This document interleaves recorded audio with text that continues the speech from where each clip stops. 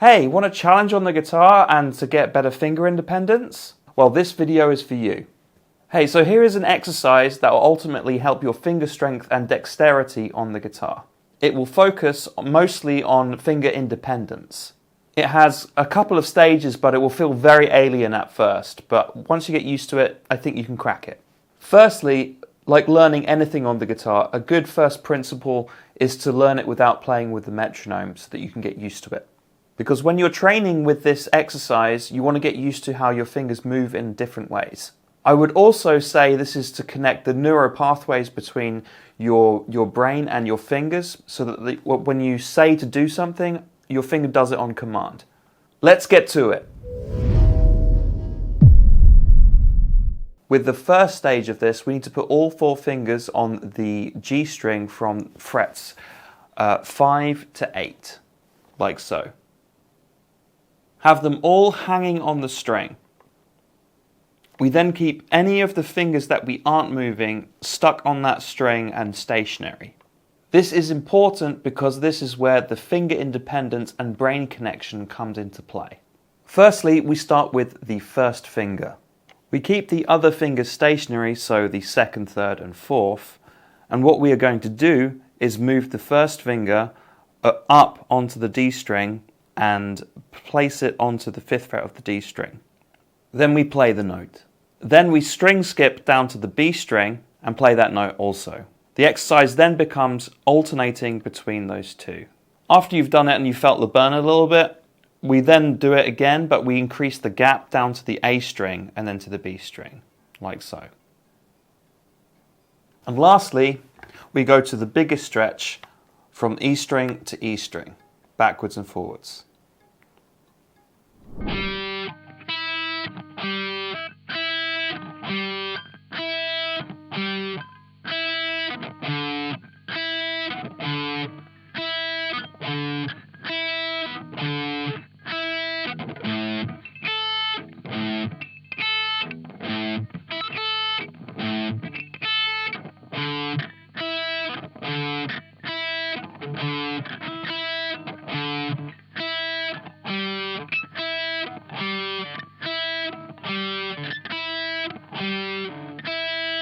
Now we're going to move that same range of motion, the same exercise and same pattern, but we're going to move it to the other fingers. We're going to first start off with the 2nd finger and do the same thing. This is what it looks like.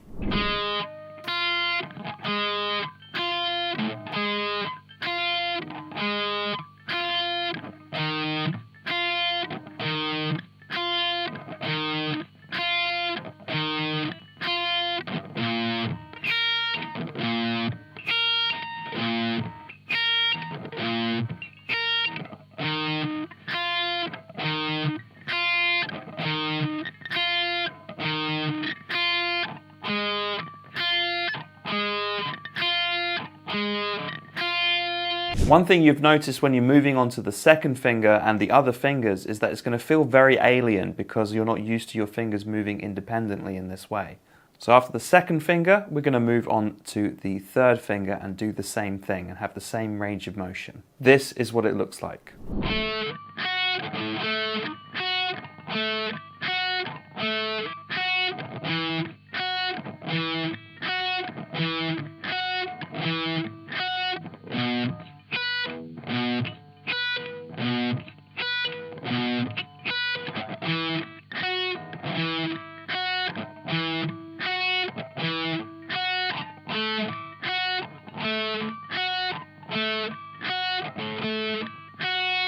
Finally, we go on to the 4th finger and do the same thing.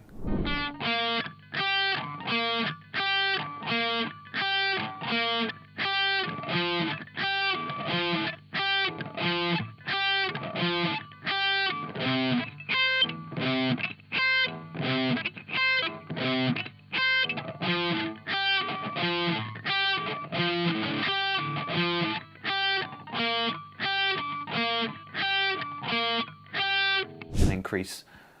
This one feels a little bit more difficult because of the extra stretch, and when that happens you want to dip your shoulder and arch your wrist to get most amount of reach so that you can get your pinky finger to move in a safe way. So that's what I like to call stage 1. It was difficult, it's quite of a challenge, but stage 2 is a lot harder and a lot more intense in trying to get your fingers to move the way you want them to move. Let's check it out. Some say this might be a finger twister because what we're going to be doing next is incorporating 2 finger movements instead of just the 1 finger. With the second stage, we're going to keep the same range of movement. So what I mean by that is we're going to make sure that the string hopping is the same as we did in stage 1, but this time we're incorporating 2 fingers. So what we're going to do first is the first one, which is going to involve your first and second fingers. This time, I want you to do this. I want you to raise your first and second fingers, but I want you to put the second finger onto the D string, and I want you to put the first finger onto the B string. Then I want you to alternate between those 2 strings, getting them to move in a way that may feel uncomfortable, but you'll get used to it if you do it more often. Then, as we did in stage 1, we increase the distance. So now we're going to put the first finger onto the A string and keep the second finger onto the B string, and we're going to increase that distance. So no longer it's on the D string, it's now on the A string. And then finally, the last part is moving it down to the high E string.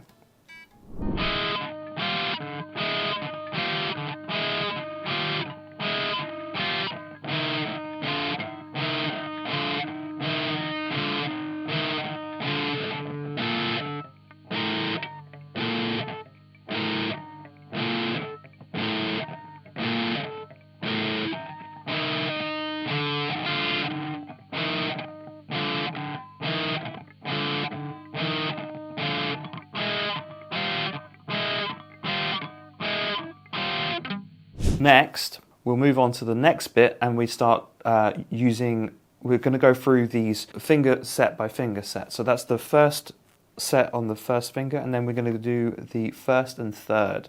Now you'll get this strange sensation that you need to be able to tell your fingers to move in a way that they haven't moved before. And you might have the sensation of your fingers coming off the frets. Try and secure the ones that are not going to come off and keep them like dead on the string. So now we do this. The same range of motion, and we keep the distances the same, so we increase it by 1 string but keep down to the B string, and then when we go on to the high E and low E, we increase it even further, which looks like this.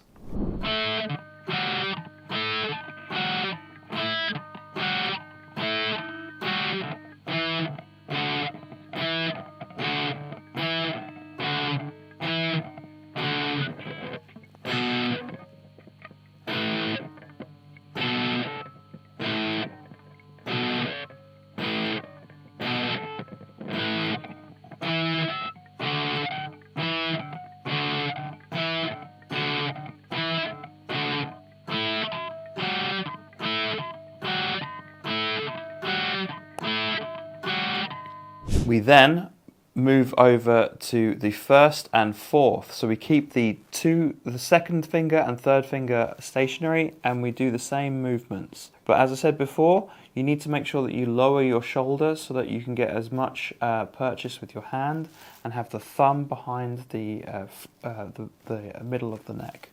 And then we slowly increase the distances to get that to work. And this is what it looks like.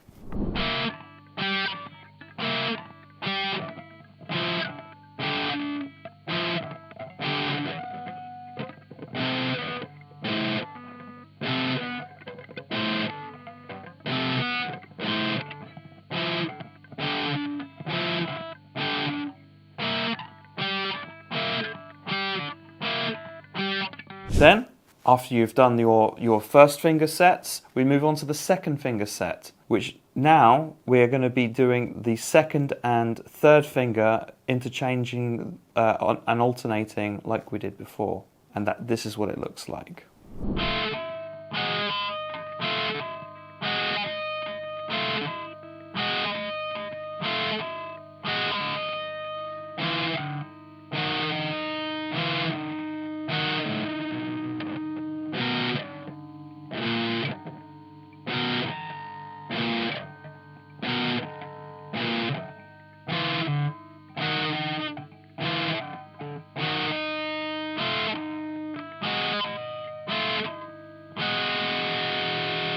Now you've done the second and third finger, we're going to do the second and fourth finger. And that will be your second finger sets done. Then we move on to the third finger and the third finger sets, which really only leaves the third and fourth finger to alternate with. So this is what it looks like.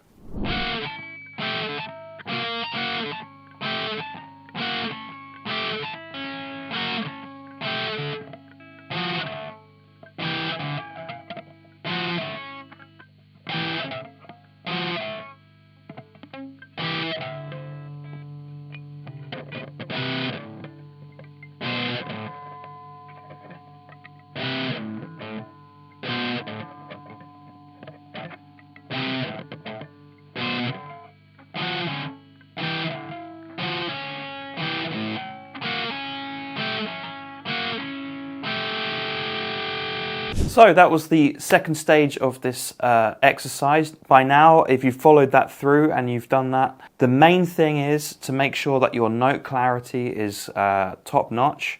By that I mean making sure that every note sounds good whilst you're doing it, and doing it slowly enough at first, and then maybe later on adding a metronome to that so that you can do it to a certain click tempo. I hope this exercise has been useful. If you enjoyed this video and it was helpful to your development, please give us a like and subscribe. We also have an application out that you may be interested in. If you're interested in learning music theory and guitar, please go and check that out in the description below, and I'll see you in the next video.